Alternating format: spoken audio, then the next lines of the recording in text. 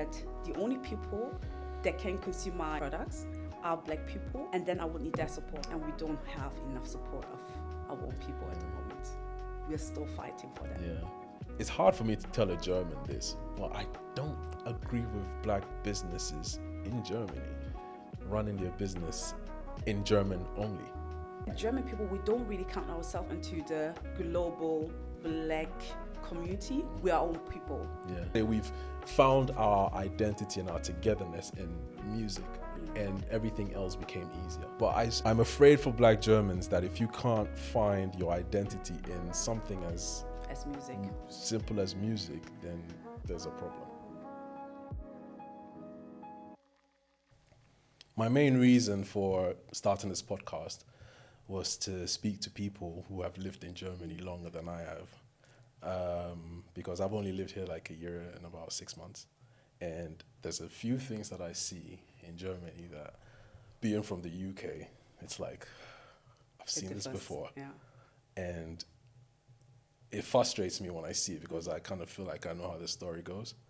But again, I think it's unfair because maybe Germany's story is different from the Black British story. So I thought, what better than to speak to people who actually live in Germany, who've been in this system doing great things. And you were one of the people that I thought would be a good person to have. So welcome. Thank you. Thank you for considering me. So I guess my first question for you will be, what is the state of the Black German community, in your opinion? Feel free to offend. Wow. Okay, that's a big one. Okay, so obviously I was born and raised in Hamburg, Germany, so I've lived my entire life in Germany and in the system, as you put it. I think when I grew up, and one of the main reasons I started, for instance, FOGG, which is an organization that focuses on the diaspora, mostly on connecting, mobilizing, seeing where we can, use the opportunities that we do have in the country and just foster them in a way that we can advance and just be part of society as everyone else is. And one of the things that I saw is that we do have like a parallel reality. So we have our own ways of doing things, our own community, our own structures, and then there's the mainly, I wouldn't say white society, but the German society, which we are not always part of due to different reasons. So at the moment, what I see is that we are somehow breaking it, finding our way into it. There's a lot of entrepreneurship or people starting stuff. And I think we are heading towards a better place than we used to be, but we are still not there. That's interesting. I came across FOGG when I was doing New People magazine. I had a conversation with someone. I don't know if it was you. I don't remember who it was, but I did come across FOGG. And at the time, that was a very long time ago, actually. How many years ago was that? We started in 2016, but you know that it started in the UK first. So we were the first to initiate it. Okay. Yeah. Okay, so it was a UK thing, and then and we started the German branch, but then it took over. Okay, then maybe I probably likely heard of the UK version. Yeah, but when I came to Germany, I realized that I knew a few people within it. I didn't know you at the time, but some of the lady's friends were part of that group. And it was the first kind of group I was exposed to in Germany that were trying to do that kind of bringing people together and stuff like that. And in my experience, as amazing as those things can be, there are some pitfalls to it. And I think sometimes they seem a little bit rudderless. They don't have a direction. It's kind of like, we're bringing people together, but for what? So what was your experience when you started that group, and how do you think it did, and what was the successes of it? First and foremost, I think we are one of many organizations that do bring Black people or underrepresented people together. We have EOTO, we have ADAN, we have quite a few other in all around Germany. When we started it, I think one of our main visions was to have people or Black people visible in areas and spaces where they weren't visible before that. And I think we've actually done well. There's still a lot of things that we are supposed to do and focus on. But when we started, it was stuff like a career mess where we had police officers, we had people from, teachers, we had people from the music industry, we had so many different people coming together just offering internships, education, access, just having people from, the different areas in society, the different industries, and just connecting them to younger people that weren't exposed to it. So most of the time, we always say that our parents, there are just a few jobs that we can do. It's either you're a doctor, you're an engineer, you're a lawyer. And I think lately there's been something about architects as well. Really? I thought it was engineering. Engineering was one of them, yeah. Then medicine, whatnot. Yeah, that's it.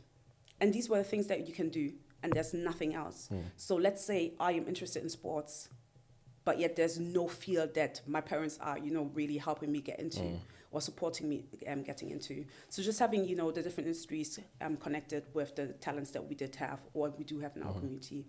And we've seen people really taking on adventurous careers, working in fields where they weren't working beforehand. We had business breakfast. We started, small with like business breakfast, and now we even have like companies that started within those business breakfasts.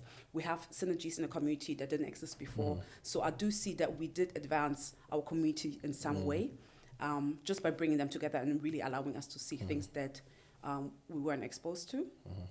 But there's way more to it. Okay. So I don't know if you answered the initial question of what do you think of the space the Black German community occupies now. Let me put it this way: what do you like about where the Black German community find themselves at the moment, and what do you not like? I think we're still we're not inclusive. And just to rephrase it, one of the reasons why we started is because we're not really part of the German society. So from our desires, our own needs, our perspectives aren't really projected in the environment that we're in. Yeah. And what we have right now is that we do have Black people doing great stuff, but they're not solving overarching issues, but rather focusing on their own needs again. So we still are working on, or we still need to fuse it and make sure that we have one large society that is diverse and not have the Black society that's good, the white one, whatever, the Hispanics, the Turkish people. Okay, so you thinking more of a coming together and having a society where everyone kind of contributes to everybody's business and everybody gets along. Okay, maybe that's just my perspective, but when I go to the Netherlands, when I go to the UK, I see more of that. Really? Yeah, I do. In the UK? Yeah. You see more people coming together. Although there are, okay, help me out. All right. The UK is funny. This is how I describe the difference between UK and Germany. In Germany, I think the German population has accepted Black people into their homes. In the UK, they've accepted us into their workplaces. In Germany, they haven't accepted you into their workplaces, but they've accepted you into their homes, and they into yours. In the UK, they've accepted us into their workplaces, but not into their homes. Because I've had great white friends at work. I've never been to their houses.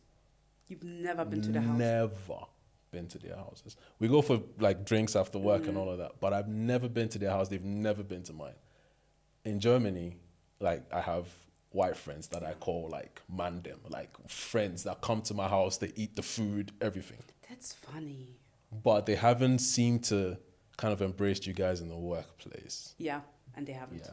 That's what we're still working on. That's what we're still working on.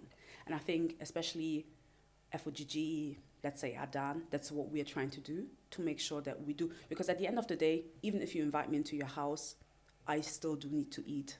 I still do need to feed my family. I still need to prosper. I need to do well in life. And in as much as we do try to be, happy and one collective and cool and whatnot, at the end of the day, me and my people, we need to do well. We need to eat. Yeah, I feel you. But I've always felt like Oh, that's an interesting perspective. Thank you for sharing that.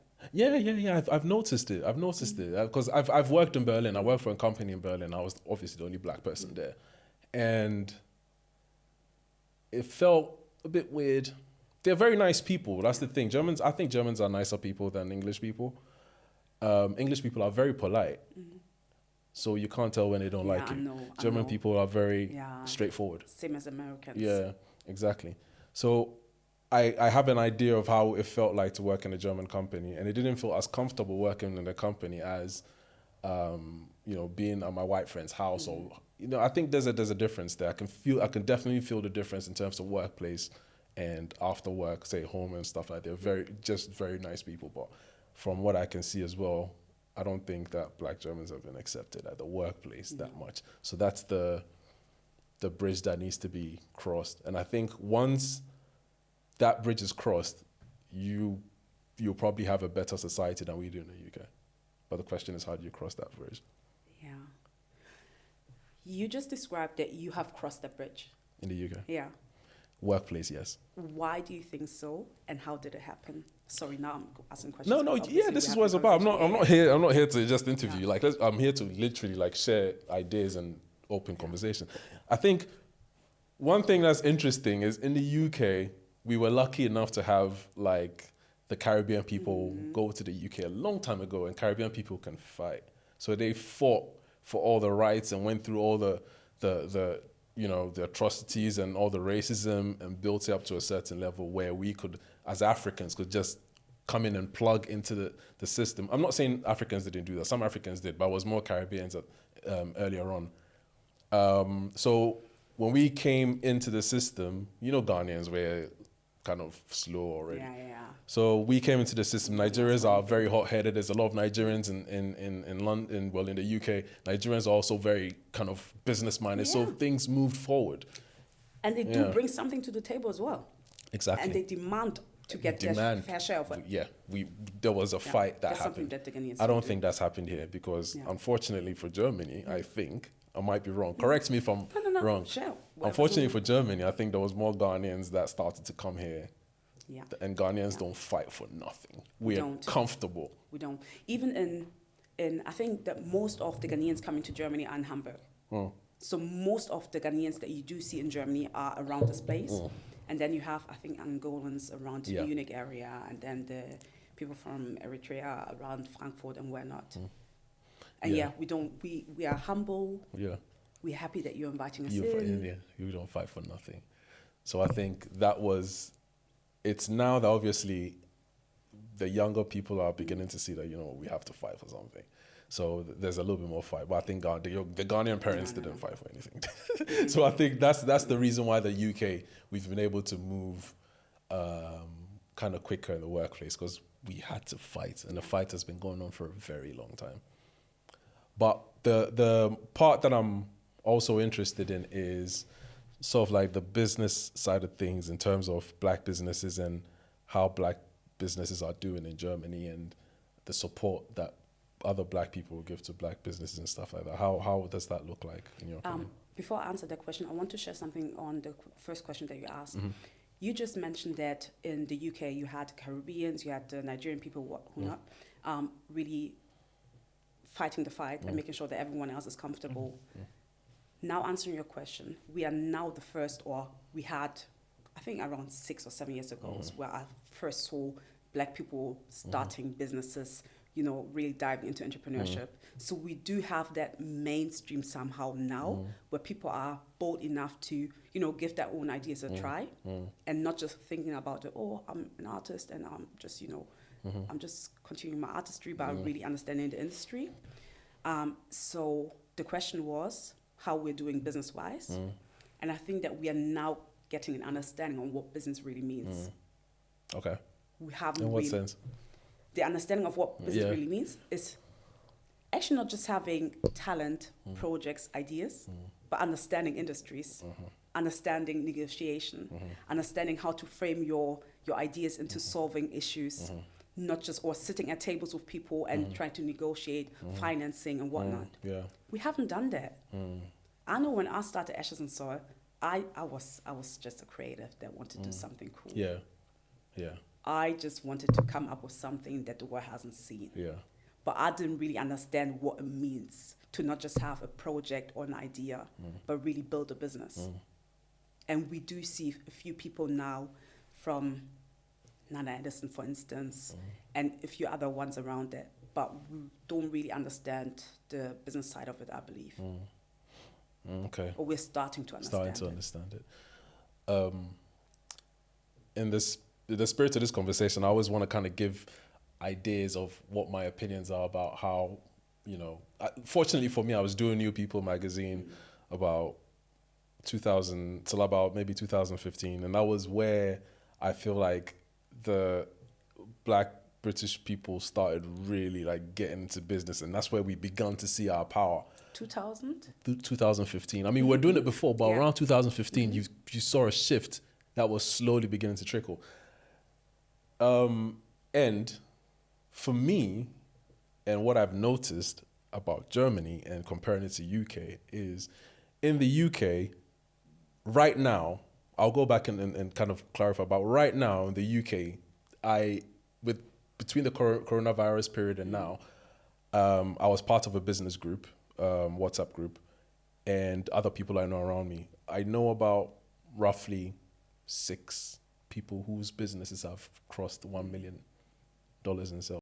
They're in the tens of millions now, just from coronavirus till now. Obviously, the coronavirus helped, but I've also seen a shift from before what we were trying to do was we're trying to create businesses that are kind of like, when you ask a person who's your target market, they were more likely to say, oh, it's everybody, I want everyone. But now I see a shift where people are boldly and proudly, unapologetically saying my business is aimed at Black people. And they won't market it as such, but, well, they do market it as such. When they have their adverts, you see them using Black people, and you will feel like this product is aimed at Black people, but they're doing millions and millions in sales. And I think that shift happened because, this is my opinion, of Afrobeats. I think the popularity of Afrobeats right now, and the way we can have a Burna Boy or a Wizkid come to the O2 and sell out majority Black people, I think we're beginning to realize, you know what, we can actually push people up to the top. And I think that has given a lot of people a lot more vim to do things. Like, look at all the festivals that are happening now. Afro Nation, one example, even though the guy's from Ghana. Look, the guy's from Ghana? Yeah. I never knew. Yeah, I might be wrong, but he is from Ghana from what I can remember, yeah. They have it in Portugal, they have it in New York, all sorts of places. So I think... And even is it Afrochella now, Afrofuture? Afrofuture. That's the one I meant. Afrochella, the guys from Ghana. Yeah, so all the things that they've kind of used the music to do.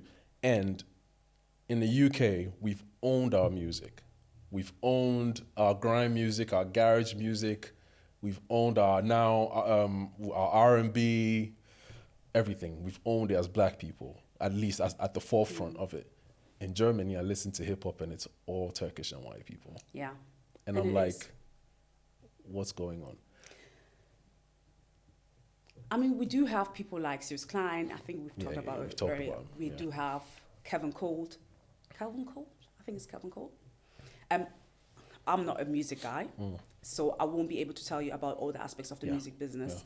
Yeah.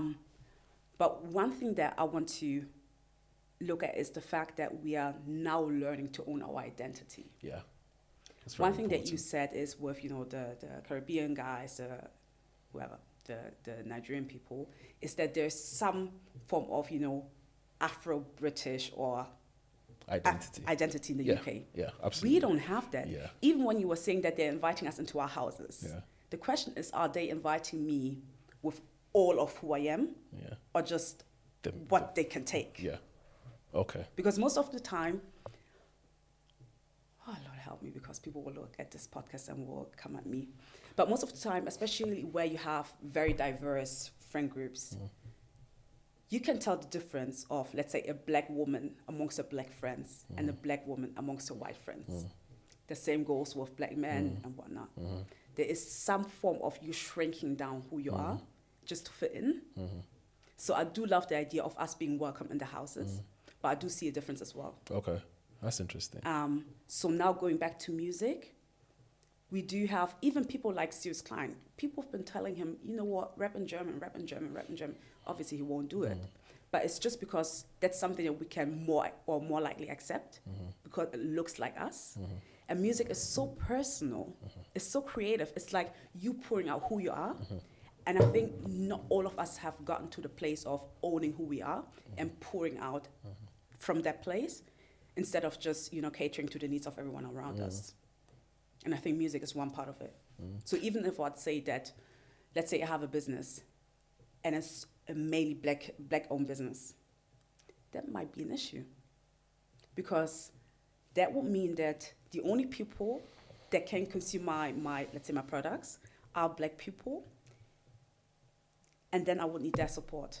And we don't have enough support of our own people at the moment. We're still fighting for that. Yeah. There was a time period in the UK where that was a problem as well. It's so much better now. And I can see the trajectory of Germany's black community kind of going to that level. There's a lot of ups and downs that will probably be experienced. But I think the reason why I brought up the music thing was the music was the first thing that brought us together as a people. And we saw the identity. Do you know what I mean? So we literally have a song. There's a song by a guy called Giggs, If You're Talking the Hardest. We call that the British national anthem. Oh, really? Yeah, that's our national anthem. We've accepted that Okay, song. so what's the song about? It's nonsense. Like it's a street kind of song. It's not about.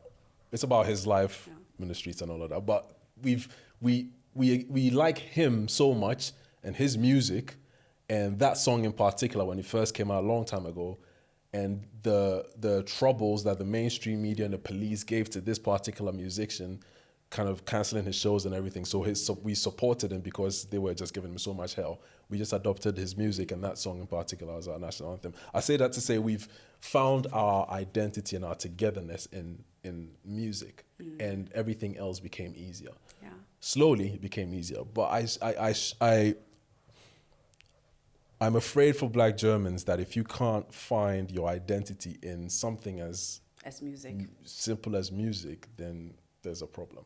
Yeah, and it will be hard for us, or it is hard for us. It definitely is, because I do have friends that have businesses that only cater to black people, and they're struggling. They're not making the millions that we're talking, or that you were just talking about. I think what also happened in the UK is when people started unapologetically saying that this business is by black people, is a black-owned business, and using black people in their marketing. Eventually, when black people started supporting, everybody else started supporting. So now we just don't have black. The thing is that even if we look at, and I won't even refer to people like the Kardashians and all of them, but even over here, whatever black people do is deemed as cool. Yeah. It's culture. People just follow it. So the other day at work, we had like a check-in. We had a workshop, and then we had a check-in, and that was something about, what was it? Describe your week in a song, I guess. And obviously all of them came out with their songs, and I came out with an Usher, I think it was the Usher Tiny Desk song. Because I just felt it in that moment. And everyone knew it, and it just shifted the atmosphere. And it was a corporate environment with wonderful white people that I really appreciate and love and whatnot. But you saw that as soon as I brought it up, the way people interacted changed. So there's something about us and what we bring to the table. And I think that's why I love art, culture, lifestyle, products, businesses so much. Because they really are something that we do own, because all of us. And everything that is within us. So when it comes to our food, our let's say hair products, whatnot, it's something that's really, I feel like that's something we're really put in our soul and our everything. And we just need to follow through and just keep going. Yeah. I mean, from what you're saying, just to add to what you're saying, it's interesting that people kind of associate black people as culture, but I think there's a struggle with Black Germans. Again, correct me if I'm wrong. I'm new here. I'm just talking from my observations. I think Black Germans have not noticed that power yet. No, we haven't. Like, we haven't. the We power haven't. is in the music and the culture. We are the culture. We move the culture. And I think this is what British people and Black British people have realized. Even Ghanaian people have realized. So when we start a business now, we proudly associate our culture with it and make it universal, and people buy into it. Yeah. Two things that just came to my mind is, first and foremost, so there are external, how to put it, influences. I just saw a survey that, looking at Europe, Black people in Europe are discriminated the most amongst all European countries, which shows that if I go out, I need to watch my back. I need to be careful. I can't just be me, because I might be, especially Black men, I might be too aggressive, or I might be whatever people want to, categorize me into. And then as Black women, it will be very hard because you're different. And even I don't want to bring that up, but even within our own community, there is so much discrimination and such a lack of support. So I've heard stuff like, oh, Black women from Black men, or Black women and their hair, Black women and whatnot. So to me, to own my identity and to own my power, I need someone to encourage me and to support me, and I need a safe space. And I think when it comes to external influences as well as internal influences, we don't have that. We're not safe within our own identity. So it's very hard to love something, to own something, to use something that people tell you is not good enough, although you see the effects of it. Yeah. Interesting. This dynamic between Black men and Black women, I think it's everywhere in different sort of levels. And from what I hear from my female friends in the UK, my Black female friends in the UK, when it comes to sort of like relationships and stuff like that, it's quite bad. The relationship is bad. But when it comes to businesses, I don't think it's like that, because I think women, for me, in my experience, women are the people that move things forward faster than men. When I was running the magazine, the people who made that magazine really work were women, not men. Actually, the person who let the magazine crush down was a man. Was the only man that I let in, was the one that let the magazine crush down. But Funny. Sorry, Chris. But it was women that moved it forward. And from what you can see, there's a lot of businesses that are being, even if it's owned by a man, it's being driven forward because of the women around that man.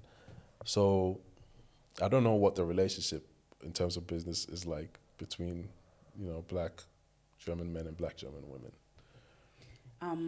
I think most of the time it's similar to the UK. But the funny thing is, you mostly have men running the show, but women making sure that everything runs properly. Business-wise, there is way more interaction and way more collaboration between Black women and Black men in Germany. And I think it works perfectly fine. Like, I can tell by, I do come up with examples quite a lot, by IDEA, for instance. I think there are as much women in there as there are men, and they do appreciate the differences as well as their expertise and whatnot. So it works well. I mean, if you put your mind to it, it can definitely work.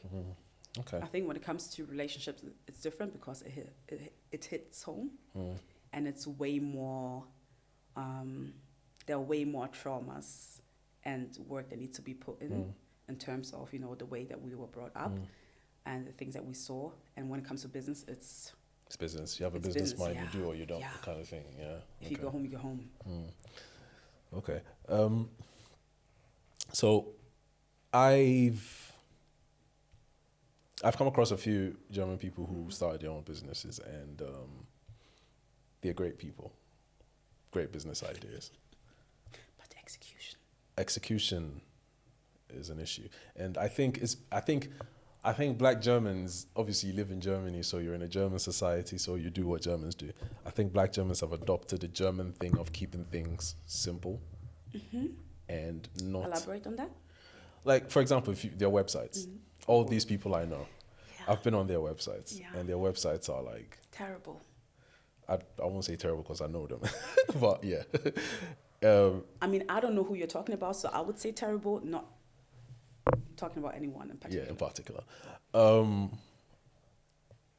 They're just not up to scratch. And if, for example, in the UK, if you start a business and you have a website, you can't, like UK, everything's about aesthetics. It has to, the society itself, when you go to London, you look around, you just see, okay, these people are all about aesthetics. Like up here, the pavements, like if you're on the pavement in Germany, well, in Hamburg anyway, the parts where the trees are, there's a lot of sand and everything. In the UK, they still put concrete on there just to make sure that it looks beautiful. Like aesthetics is everything in the UK. Granted, London is very dirty in terms of people throwing things on the floor, but It's just because it's touristic, so yeah, exactly, and it's very paved. And UK is all about aesthetics. The first time I came to Germany, I was walking around thinking, this feels weird. It's like something is missing. And then I realized there's not a lot of commercials around.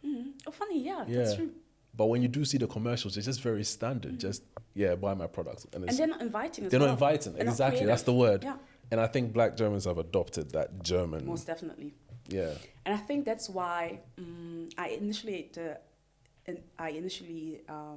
studied fashion and textile management, because I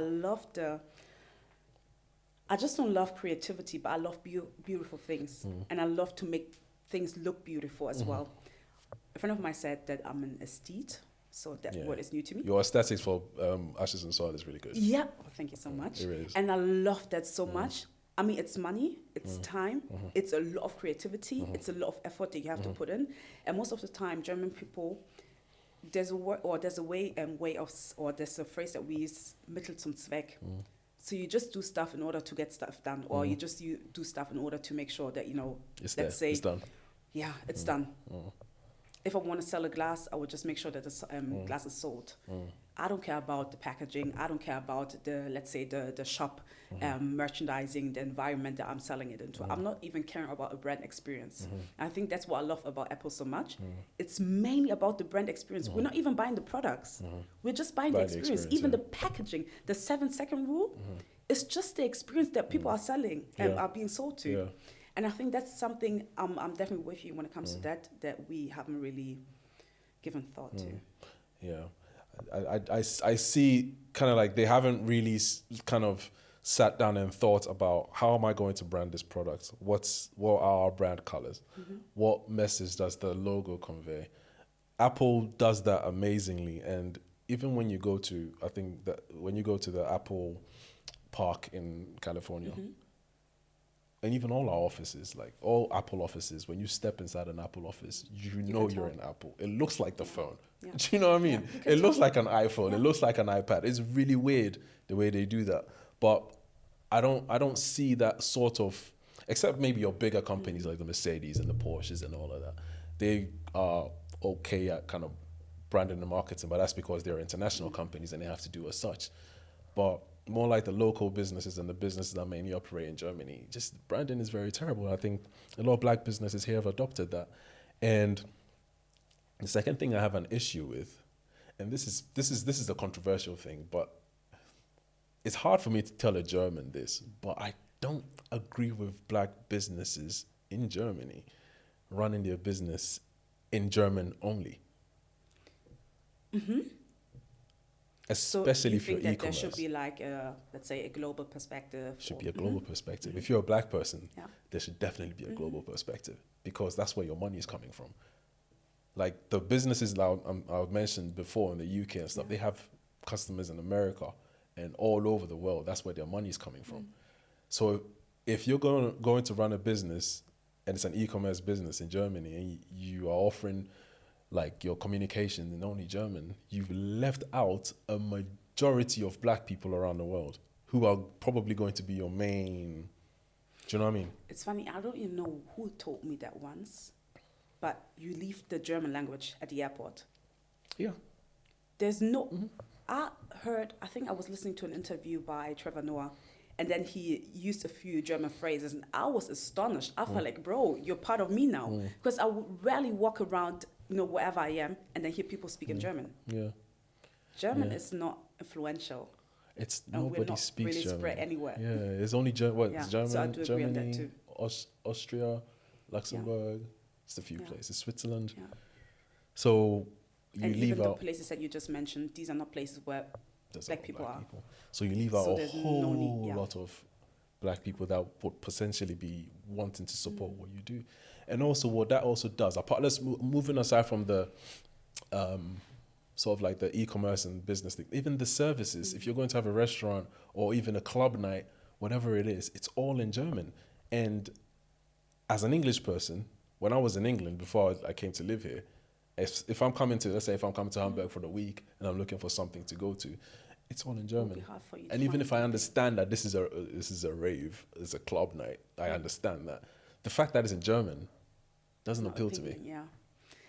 One thing I just thought about, because I do try to understand the background of stuff in order to really understand where we do come from, is if you look at the, let's say, the global black identity, there are Francophone people, there are people that do have British roots, but then when it comes to, and that's why you have people, let's say, all over the world speaking English, and then you have German people, and I think Germany, we weren't even, because we do have like Namibia and I think parts of South Africa that were Tanzania? colonized, Tanzania, that I were think, colonized yeah. by German people. Yeah.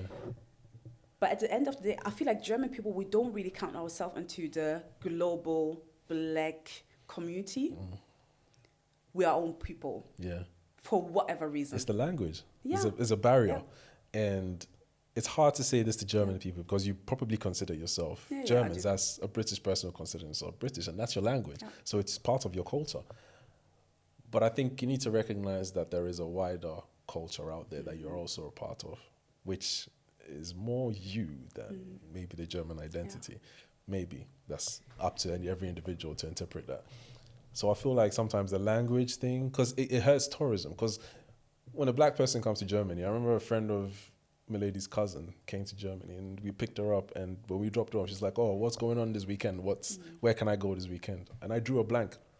I couldn't tell her anything. I don't know what's going on. I can't tell her where to go, because it's like the culture hasn't built a, like I can go to London and in a weekend be like, all right, I can where do be I in wanna my go? house in Hamburg, Germany, and plan my entire week in the Exactly. UK. Because you know that there's events course, and there's certain obviously. places when you go Yeah. to, you know that you'll be catered to. Yeah, and especially places where I feel like these are places for me. Yeah. Yeah. Over here, ask me about where to go on a Yeah. weekend. Yeah. Yeah. It's just me and my girls, Yeah. me and my friends. Yeah. And we'll find our spots, but we will create them. And I think we haven't had enough spaces that were created with us in mind. So even me thinking about, let's say the other day because I learned doing my hair when I was in my teens. But me thinking about a hairstylist in Hamburg is hard. Wow. And these are basic needs. Very basic needs. Yeah. So let's say I won't do my hair. Who will do it for me? So my first thought, and that's just me, okay, I do need to do something in order to create those places, those spots, those spaces, in order to make sure that black women are being catered to. And I'm not even part of the beauty industry. So my first thought would be, okay, I need to go into entrepreneurship, build a business, something, see who of my friends are into hair styling, and but I won't always be the one to be the first. I can't. Really. Yeah. But it's is just that tiring. do you realize how much of an opportunity it is? Yes, I know. I think right now I'm in a season of my life. It's funny because in my 20s, I think I was all over. Okay, today I would say I might be all over the place, but to me, everything was possible. And I tried to do everything that came up to my mind. So starting a business in, let's say, the hair industry, just because I saw a need. Then the other day or the next day, I would see another need. So I do believe that entrepreneurship is our vehicle in order to really change the society that we are in. But it's just a lot of effort, resources, dedication. And as I said earlier, we are still trying. We're not even safe. Sorry to say that, but we're not even safe in the country. So our basic needs are not even taken care of. So going out of our way to start businesses that do take years in order to create a community is, again, a lot of effort that we need to put in just to have a decent life in this country. Yeah, it's because here's where I realized that this is really bad. Actually, this problem is really bad in Germany, or at least in Hamburg, because that's where we are. There was a time that I was about to go to London, and I said to myself, you know what, yeah, let me get an extra bag so I can buy kinky in London and bring it to Germany. Because I've been here and I've been to places that sell kinky, but they will sell you the kinky. There's no pepper, there's no fish. It's like, you What's just the sell it. point? What's the point of this? There is no place that actually sells kinky with all the fixings. And I'm like, this is bad. So, as a community full of Ghanaians, not to even have that's just shocking. Yeah. You know, so there's a lot of opportunities. I know in Germany it's a lot harder to start a business than it is in the UK. I think I have like 3 or 4 corporate limited businesses registered. And I understand that here you have to pay a certain amount of money to register one. Was it 25,000? Yes. 25,000 euros Yeah. just to register a Yeah. business. The classic, I think it's the GmbH that we have in here. I think it's similar to the LLC that you have in the UK. Limited. So that alone is a barrier to entry for most people. Yeah, of course, it is. I mean, you can start with the UG, which is, I don't even know, it's one part of the GmbH where you can start with, I think, €1. But then you have to wait until you have the 25,000 in order to have it re-registered. Why? What's the difference between the GmbH and that one? I think it's just I need to look into it again. Yeah. It's just a smaller version of it, and I think it's in terms of, because with the GmbH, let's say you go bankrupt, they won't come and touch your private money and finances. And I think with the UG, they will definitely come and look into your finances and your private stuff as well. And I think that might be a difference, but I need to look into it again. Okay. Obviously, because that's what the 25,000 is for. Obviously, maybe, yeah. Okay. Because It's in the just UK, security. you can just start a business. Once you have the idea, you just register yourself as a limited company. You can put some amount of money there, anything from £1 onwards, and then you run as a limited company, and you don't have to pay any taxes until you get to a certain level of revenue. Yeah. What's the level of revenue? I think I might be wrong again, but I think it's about 75,000. I don't know if I'm talking about VAT or I'm talking about corporate tax, but I think it's 75,000. One of the two. I can't. Okay. I know VATs are rough. It's definitely around. To register for VAT is definitely around that. But to pay corporate taxes, you don't pay corporate taxes till a certain level. I'll check. I'll do the research and tell you. But it's that easy to start a business and get into it. But then again, another thing I see in Germany is there's a lot of people taking cash as business. Like they don't accept card payments. A lot of people take just cash payments. So that's a way to get around the whole GmbH thing. Yeah, and if the money is not documented, the money isn't there. Yeah. So you can do whatever you want to do. And I think especially the Turkish people, the Chinese people, that's what they do. If you go to a Chinese restaurant, they rarely take card payments. Yeah, I hate that. I do understand it, I understand but I hate it as well yeah. because I never have cash around. Same here. I don't remember the last time I held pound notes. No. I don't. Now I do, cash. but most of the time I don't. I never carry. My wife carries cash. I never carry cash. But yeah, so again, that will be a barrier to entry for Black people starting businesses. And I think it's not just that. It's, as I said earlier, we don't even understand that the industries that we're trying to cater to. We don't. And I have to be very careful saying that we're not the most educated people as well. We're not the most exposed people. So really understanding, hey, this is an idea and not a project, or this is a project and not a business. We're not even there yet. So it's not just the legal stuff, it's as well the understanding of what you're really doing. Yeah. I mean, I really want to see Black Germany kind of, because I think there's so much potential here. It's crazy. Yeah, it's crazy. so much potential. Most of the time when I talk to my friends, all of them, I'm the friend. If you come up to me with an idea and everyone knows that about me, I will definitely be on your. I will definitely make sure that you follow through. Yeah, and you do something with it. Because I hate to see all of the ideas that we do have and all of the opportunities that we have and not using them. There's a lot of opportunity. Because my parents came to Germany, I think, end of the 80s. They didn't come as academics or they didn't come for schooling. So to me, I'm the first one that has all of these opportunities. And if I don't take use of or make use of them, my kids have to. And that means that another generation have to live in that cycle. Yeah. That's terrible. Yeah, I mean, the work has to, the work has to start now, because we don't want the younger generation to get to our age and be like, what were you guys doing? Because that's what we look at our parents and like, what were you and guys even, doing? as I said earlier with the FOGG aspect, one thing that we did is to make sure that people, like, there are role models. So let's say my kid comes up and tells Mom, I love school and whatnot, but I do want to, let's say I want to have a hair business. I want to link her to people in my own circle and say, hey, you know what? Go to her or go to him because they can help you out.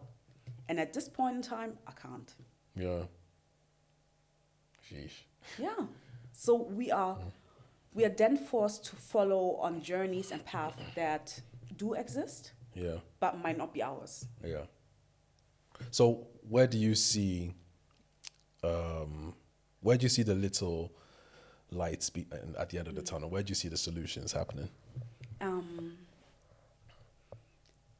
I do have incredible people in my life. So I do have people, if it's in the corporate field, I have people working in consultancies, in banking, in the different fields.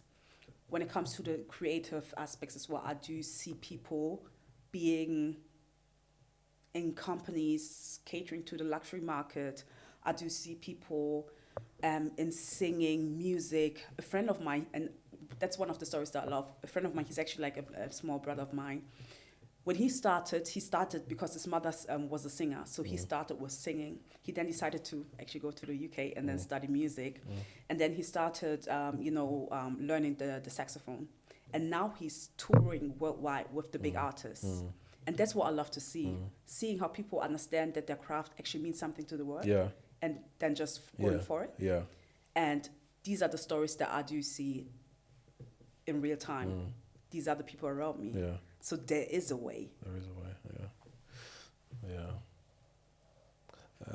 That's the way I am. I feel like I always want to see black people doing good. So when I go to a place and I just see people just not supporting, people not being kind of forward thinking, I always want to start the conversation, because there are people out there that definitely are on the same path. It's just the conversation hasn't brought up. And being from the UK, I come here and I see all these things. I'm like, are you guys realizing what amount of opportunities are around you, and like nobody sees it, or what's the deal? You know what I want to see? Let's say you, for instance, with your podcast, you do have the entire production set up. You do know how to run it.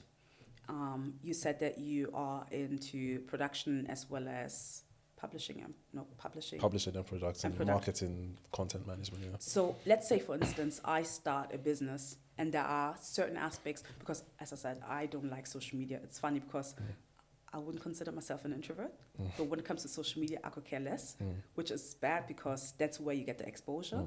So let's say we team up and I do something, let's say I have a product, and you make sure that the product is viewed in the right way with the right branding to the target group that I actually want to talk to. And it might be something that I wouldn't be able to do by myself. So just having teams come up, teams of people really, and not trying to, I don't believe that all of us need to be bosses and all of us need to be the face and all of us need to be, the visionary. We can all just be part of a team supporting one another. And that's what I think we need at this point in time. We do have the ideas. We do have people coming up. We do see businesses trying their best, but then there's more to it. And I think we won't be able if we don't get that collective mindset of us pushing one another. One thing that I saw in the UK and I see here as well, and bless their hearts, we touched on this earlier on. There's a few companies that like FOGG, and there's another one. A few of them I've seen. All their names start with A for some reason. I don't know why, but these groups are trying to bring the community together in different ways. And like I said, once they bring the community together, then what? I don't see where are we going? the end goal. And they do things like they pick a business and give this business an amount of money. Like, how do you even know that this business is going to spend the money that you've given to them in the right way? Like, what's the follow-up? What's the end results? Think, okay, there might be, let's say we're not talking about the same project, but Probably we might. are, yeah. But I think that's exactly what you're talking about, is to have some form of aftercare. Absolutely. So we can start somewhere, but where are we going together? Because I can push you, I can help you and whatnot, but we have to have long-term visions. Right now, I told myself that I won't pick up any idea that I won't be able to follow through for the next 10 years.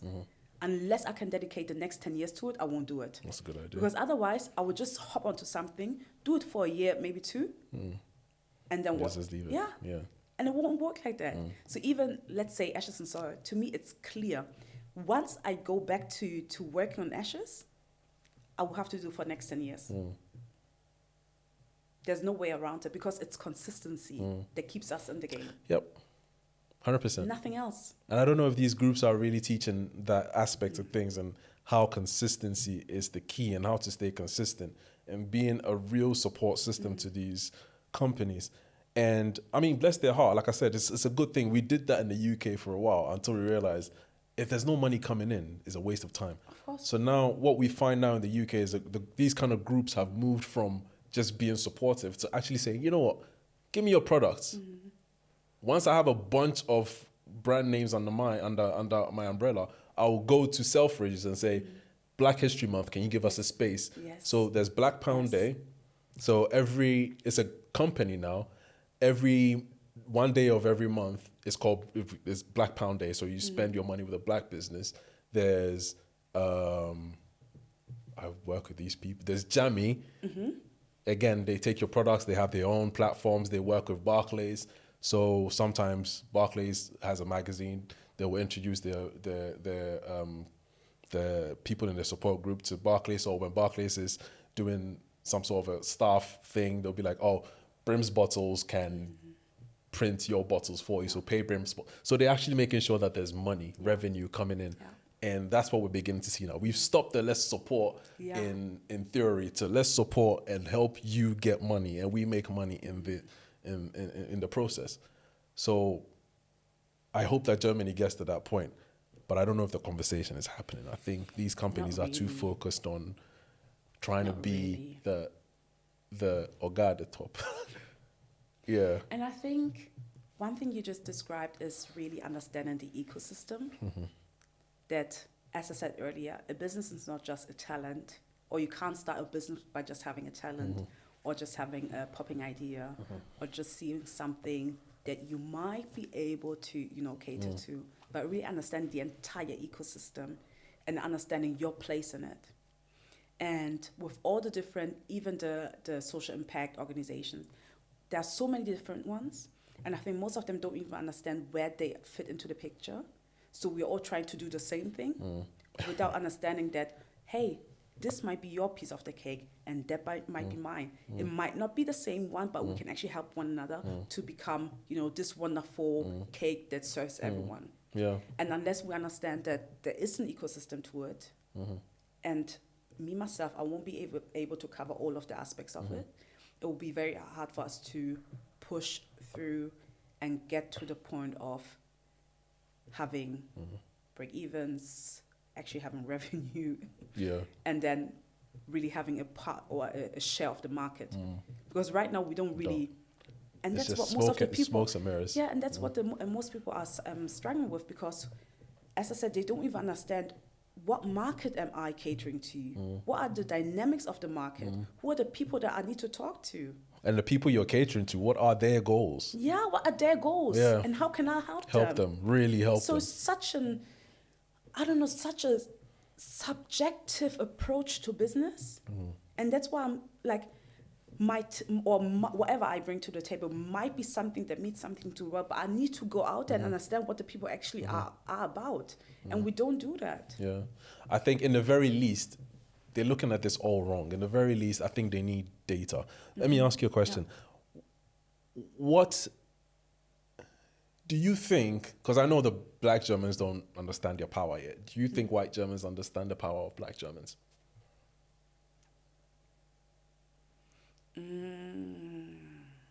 That's a good one. Do you see Black Germans as a market to pay attention to?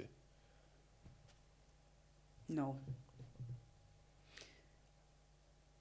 I was thinking about giving it a yes, but I don't believe so because now, let's just start with George Floyd. Everyone is about black businesses yet. And I think most of the people, they understand that there are black people, but don't really know whether there's a black euro. So as you were talking about the black pound, I don't believe that they think that black people are the ones with the money. We might be the ones with the influence, But the money is not coming from it. there's not enough cash in our pockets. That's a good segue to my next question. Because in the UK, we can see there's a black middle class. Obviously, we've had the opportunity to kind of build further in terms of our integration in the workplace. So there's definitely a black middle class that when you start a product, you can be sure that you can aim at different levels of the classes. It's not always a good thing, but at least it's there. Yeah. So you saying that there isn't much of a black German middle class, it makes it a bit interesting, because then your businesses have to aim at people who might not be able to afford what it is, depending on what business you're doing. Most definitely. And I think, as I said earlier, if I start a business, I'm actually solving an issue. So me having an understanding on which issues to solve has a lot to do with the circles that I'm moving in. So it will be very, very hard for me to, let's say, come up with a product that caters to the entire German society, because I might not be able to understand, the different environments that the people are moving in. But knowing that the people that I know best can't afford what I do, even with Ashes and Soil, it was obvious that it didn't really, even the price point was way too high for the community that I was in.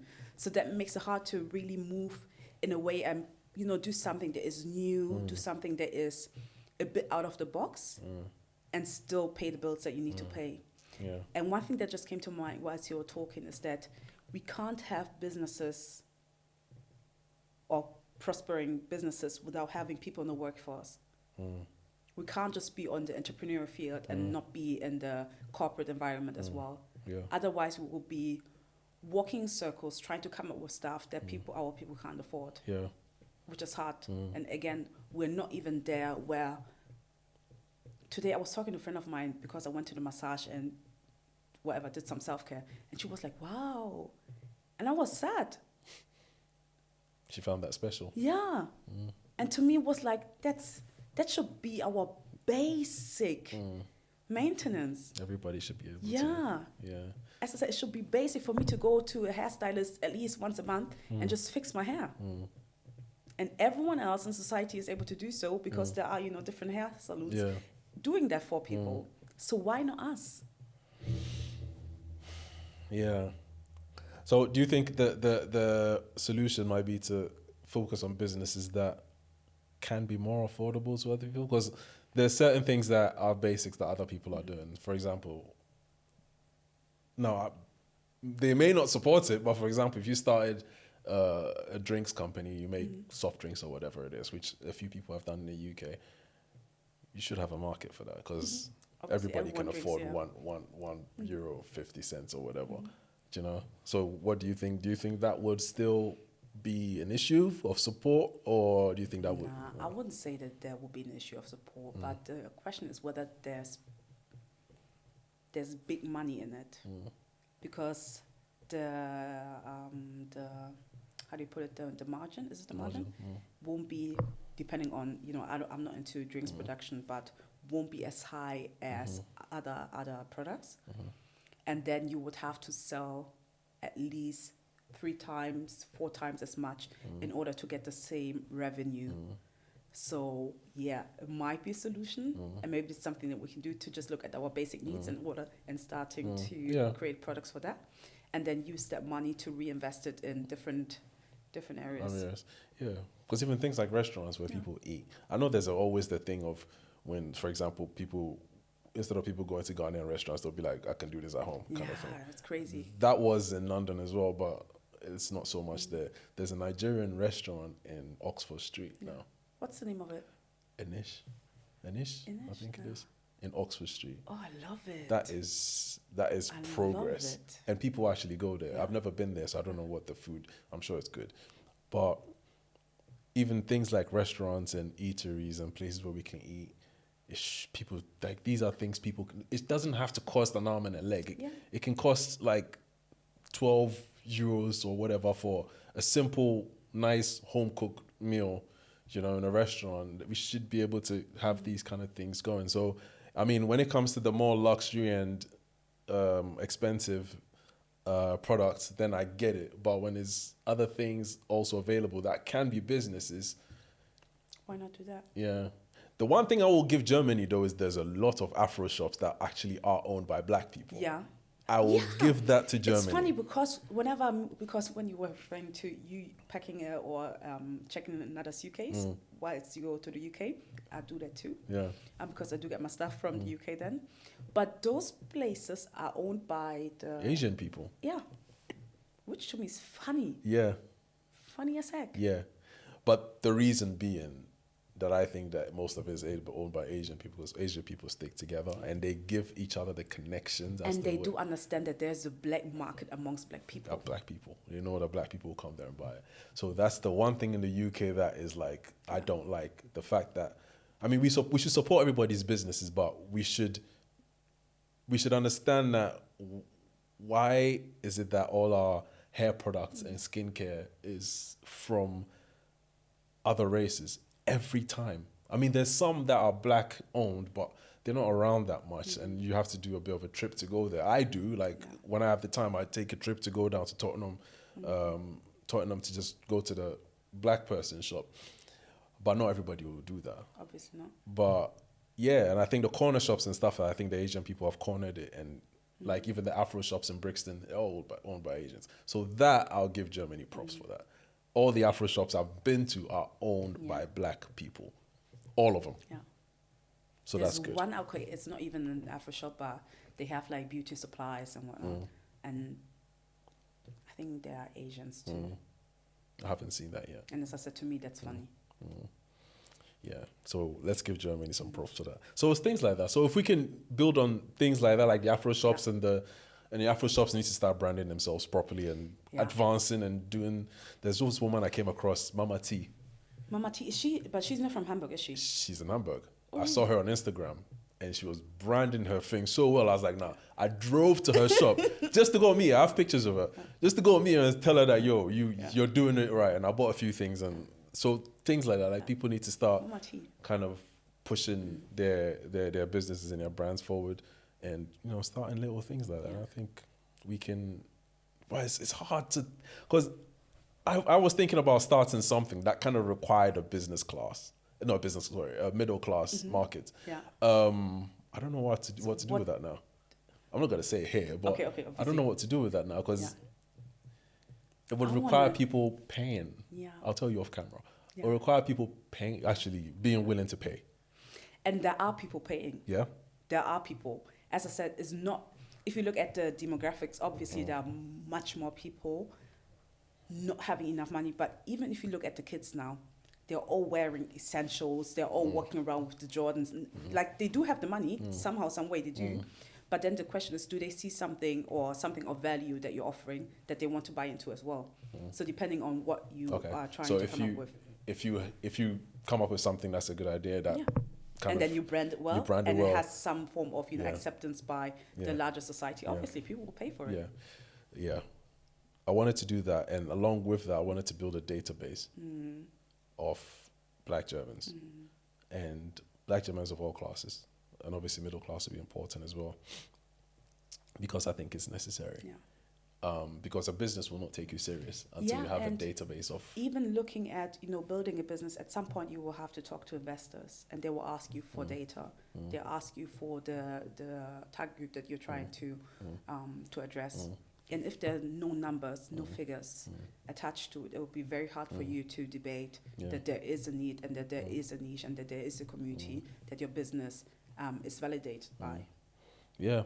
And obviously that's the part of the reason why I wanted to start a podcast network, because when you have a network of other podcasters that you all are under the same umbrella, then if I have a viewership of maybe 12,000 subscribers and you have 10, you have 20, together we're looking at 200. So you go to an advertiser and say, we have a viewership of 200,000 together.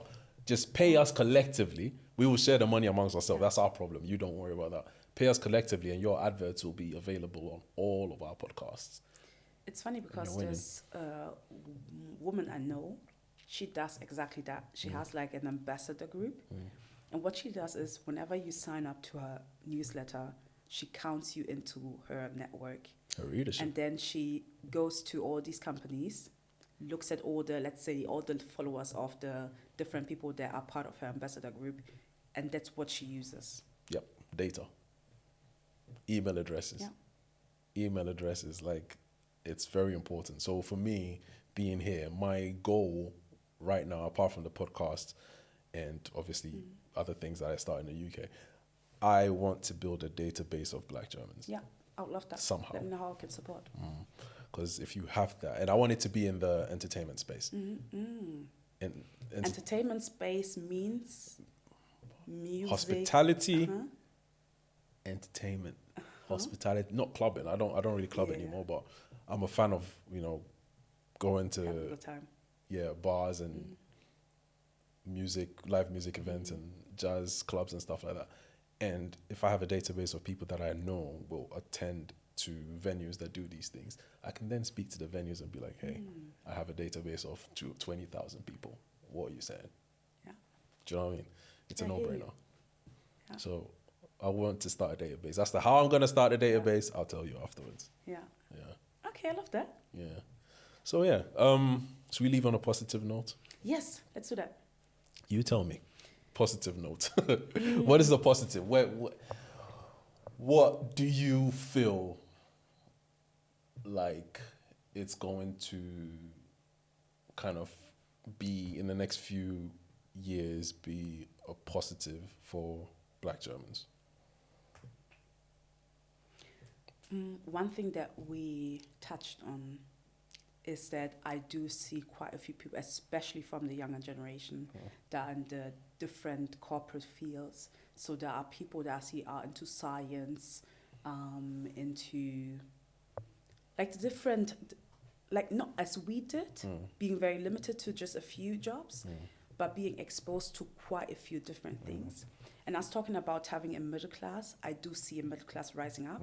It might not be in my generation, but it will definitely happen and will definitely come. So there will be needs that we can actually use and start crazy successful businesses. And it will just take us time to build the structures and understand, and maybe even pass on the understanding of, let's say, how to run a project, how to understand an industry, how to cater to an industry and whatnot, in order for them to really be able to push through. So I do believe that in 10 years from now, Germany or Black Germans will be situated in a much different way than we've seen in the last couple of years. Yeah. I said this to a friend of mine about 3 years ago, and I said to him that in 10, 15 years, I think Black Germans will be in a better position than Black British people. It's a long shot, I know, but the reason I say that is because the relationships that you already have with white Germans, apart from the work thing, I think is so close that once you guys are able to understand your power and wear that on you and be unapologetic about it, the culture will start seeping through easier. And the kids, the younger people growing up, like you're saying, growing up with other people of other races, but being on an equal level and playing field, when they grow up, it's a wrap. Yeah, it will be different. Yeah. But the UK, that separation is still there. Unless the UK can bridge that divide. Yeah, we do get into corporate companies and all of that, but other than that, we don't really so funny. friends. Yeah, it's weird. There's some, but not much. Yeah. Cool. Well, that's a good conversation. Thank you for the invitation. No, thank you for coming, man. No, thank you for coming. We should definitely circle back and see how it's done things later on, change. how things change. So yeah, and have more of these conversations. Would love to. Cool. Yeah, let's do that. Perfect.